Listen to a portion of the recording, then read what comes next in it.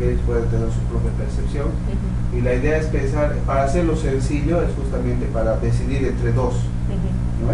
Porque si hacemos decidir entre tres, por ejemplo, si a la gente le decimos 1, 2, 3, 4, 5 cosas, ¿no? que clasifique, se hace bolas, realmente. Claro. Esa es la... No vas a ver qué es. Entonces es mejor ir de a poquito. Esta es una metodología bien práctica, ¿no? Que ha funcionado bien en nuestras cuencas. Y decir, compare solamente dos, ¿no? Inundación versus sequía, ¿cuál será más importante? Entonces, luego contamos, por ejemplo, para este caso, para inundación, entonces tienes dos inundaciones. Para el caso de incendio, tienes incendios y nada más, dos. Y para presión antrópica, tienes aquí presión antrópica, dos. Pero, o sea, entonces contamos de toda la matriz, ¿no? En cuántos han llegado, cuántas veces así. Entonces esto viene de toda la matriz, ¿no? No solo de la línea. Y después, ¿no? Lo hacemos esto como porcentajes, y esto es sumado 4, 2, 2, 0, 10.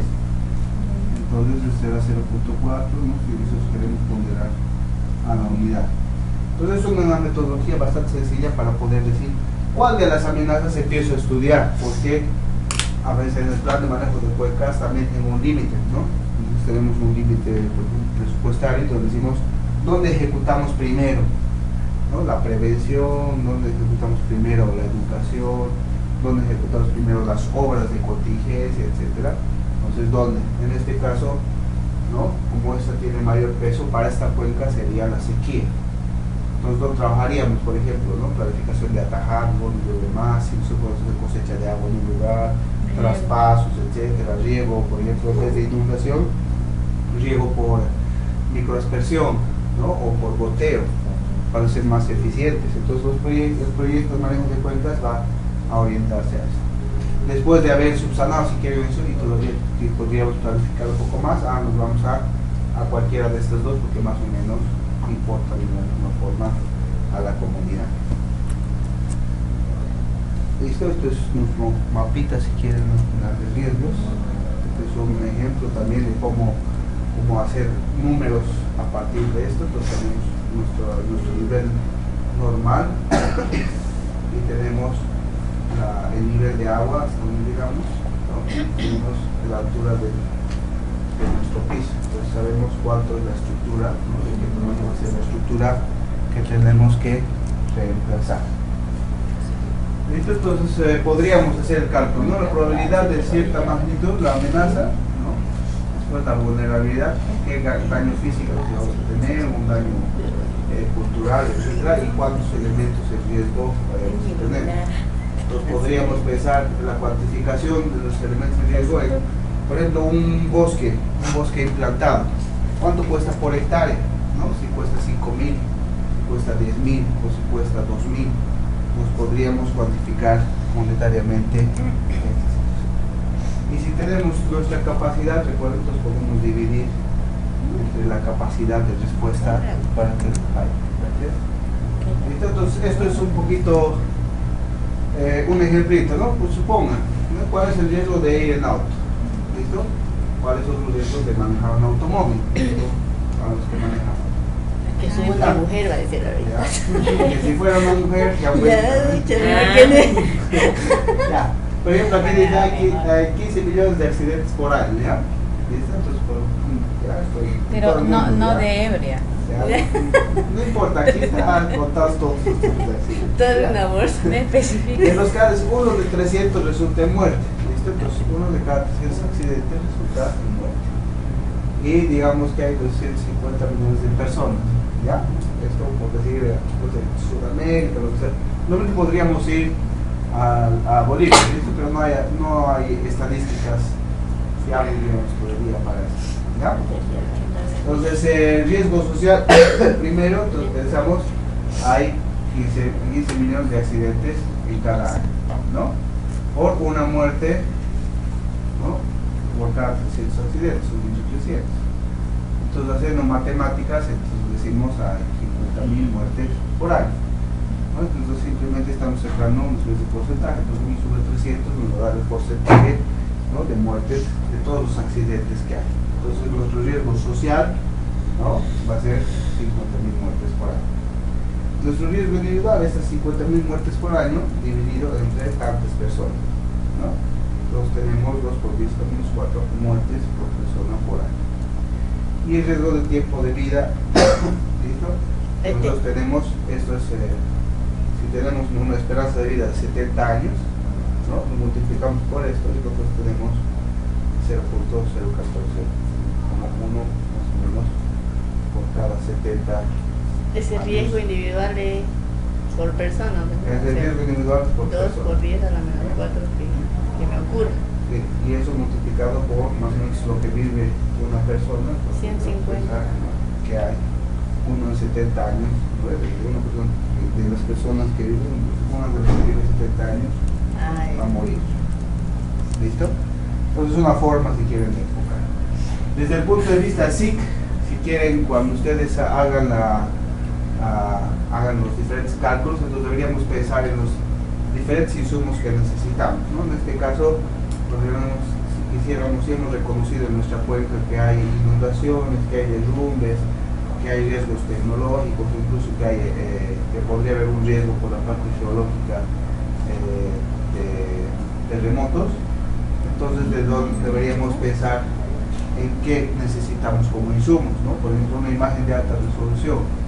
Existen los resultados del censo y esas serían como las organizaciones territoriales, los límites para administrativos, ¿no?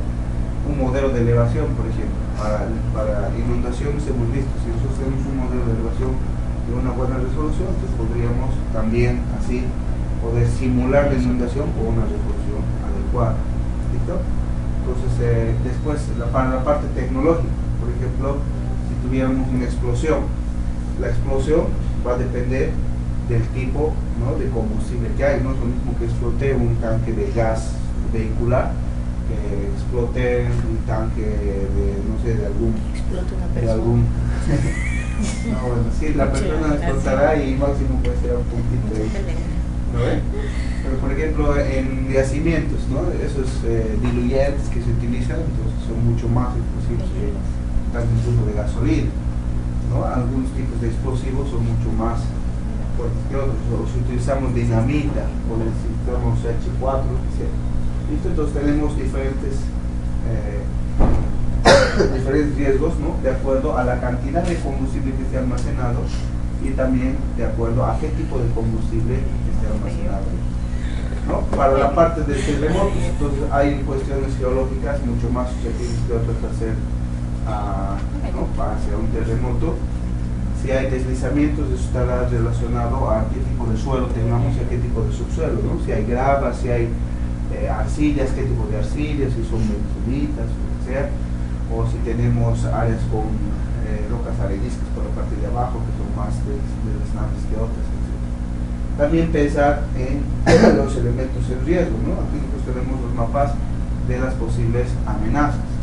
¿Y qué pasa con los elementos en riesgo? Entonces habrá que hacer, y tenemos parcelas productivas, ¿no?, elementos exteriores, elementos de riesgo, lugares de construcción civil, habitaciones, viviendas, etc. Y después multiplicamos nuestros mapitas, ¿no?, y por un cierto monto, digamos, el costo, y podríamos tener para cada una de nuestras amenazas mapas de riesgos por un lado, y después, si sumamos todas estas, ¿no?, los diferentes riesgos, podríamos tener un riesgo, si quieren, compuesto, ¿ya? Entonces aquí hay un ejemplito, ¿no? Nosotros tenemos, recuerden, la amenaza va a ser la probabilidad dentro de un periodo, ¿no? Si nosotros tenemos 10 años de tiempo de retorno, entonces 1 sobre 10 de ahí viene esto, ¿no? Recuerden, la probabilidad es 1 sobre el tiempo de retorno, o sea, 1 sobre el tiempo de retorno es lo que se conoce como la probabilidad. Entonces la probabilidad va a ser de 0.1. Entonces la amenaza multiplicada por la vulnerabilidad, multiplicada por el monto. Sabemos que es una vivienda unifamiliar que cuesta $50,000, entonces podríamos decir la probabilidad, ¿no?, por 1, porque toda la vivienda se va a inundar, si quieren, o si es que esto fuera un deslizamiento, entonces toda la vivienda va a ser cubierta por el desastre, por el fenómeno. Entonces podríamos multiplicar cuánto anualmente deberíamos nosotros tener como colchón para reponer esto. Por si sucede cada 10 años, entonces cada 10 años yo podría tener un colchón para poder reemplazar esto. ¿Ya? Esa es la idea de este análisis. Entonces multiplica 0.1 por 1, 0. Multiplicado por 50.000, les voy a decir 5.000. Si cada 10 años yo podría perder mi casa y cada 10 años yo debo unos $5.000, si sucede esto, podría reemplazar la casa. Es más o menos la idea que se pretende implementar en las unidades de gestión de riesgo. No importa que no suceda ese año, pero puede que suceda de aquí a 10 o de aquí a 5 años para trabajar. Muy bien, otro ejemplito. Listo. Entonces tenemos igual, ¿no? Nuestra casita, ¿no? Pero tenemos que solamente el 10% de nuestra casita es que se va a hacer en caso de un deslizamiento, ¿no? Una masa muerta. Pero solo el 10% de nuestra casa, nuestra vulnerabilidad 0.1, va a ser afectada por la situación. Entonces no tengo que reemplazar toda la casa. Entonces multiplicamos 0.1, ¿de dónde viene? Del tiempo de retorno. 0.1, la vulnerabilidad de la amenaza, entonces eso es 50.000 multiplicado por lo que vale la casa. Entonces anualmente para este tipo de riesgos podríamos pensar $500 para refacciones. Puede que no suceda, pero es un colchón en el caso de que suceda. Entonces es cómo hacer los cálculos. Entonces un ejemplo 3, entonces para las diferentes, si esto ya fuera una comunidad en vez de una casa, entonces también vamos a pensar que todas las casas están en el mismo sitio, ¿no? De riesgo. Entonces va a haber una vulnerabilidad diferenciada. En el caso de una inundación, esta casa que está más abajo tendrá una vulnerabilidad de 1, o porque se va a inundar totalmente. Esta será de 0.1, pues solamente el 10% de la casa se va a inundar, y esta otra solamente la mitad de la casa se va a inundar. ¿Listo? Pero puede que cada casa valga diferente también, ¿no? Esta casa que está más arriba puede que valga $200.000, esta 50.000 y esta otra 100.000. Entonces para toda la comunidad, ¿no? Nosotros podríamos hacer justamente este ensayo, ¿no? Tenemos la amenaza, primero que son 10 años. Para todos. ¿No? Para todos. ¿Listo? Y después multiplicamos la vulnerabilidad por su precio, 0.5 por 200.000, individual, 0.1 exacto individual, y esto justamente en los mapitas de ciclo es más fácil de hacer, con los atributos, y después podríamos tener que anualmente para toda la comunidad deberíamos tener un colchón de $16.000 para toda la comunidad, porque el caso de que suceda a los 10 años sería $160.000 suficiente para poder o reemplazar la casa o refaccionar lo que suceda ahí. Lo mismo puede hacerse, digamos, ahorita vamos a presentar el ejemplo del bosque. Aquí, por ejemplo, en el caso de un bosque, si nosotros tenemos el tiempo si tenemos para un riesgo de inundación, tenemos el nivel normal del agua y hasta los 5 años no hay ningún ecosistema que esté afectado, ¿no? La parte boscosa. Pero a los 25 años, 80% de un bosque implantado, ¿no? Que más o menos cuesta $5.000 por hectárea, se va a ver afectado, ¿no? El 80% más, el 20% de y hasta los 100 años de tiempo de retorno, 10% del bosque primario se va a ver afectado. Pues para los 25 años, ¿no? Tenemos una probabilidad 1 sobre 25. ¿Listo? De ahí viene este valor de 0.04. Multiplicado por 0.8, que es el 80% del bosque implantado, y más o menos lo que cuesta por hectárea. Entonces estaríamos anualmente tener un colchón de $160 por hectárea para un efecto de tiempo de retorno de 25. Y para tiempos de retorno de 100 años, ¿no? Primero hacemos 0.01, porque de ahí viene, es de 1 dividido entre 100, déjenme decir hola, 0.01, ¿no? Multiplicado por 1, porque en 100 años todo el bosque implantado va a verse afectado, ¿no? Todo el bosque implantado, ¿no? Multiplicado por 1. Pero del bosque primario solamente se va a ver afectado el 10%. ¿No? ¿Listo? Entonces multiplicamos por el precio más o menos de reponer por hectárea, ¿no? Ya sea el bosque implantado o el bosque primario, ¿no? y lo sumamos. Entonces, anualmente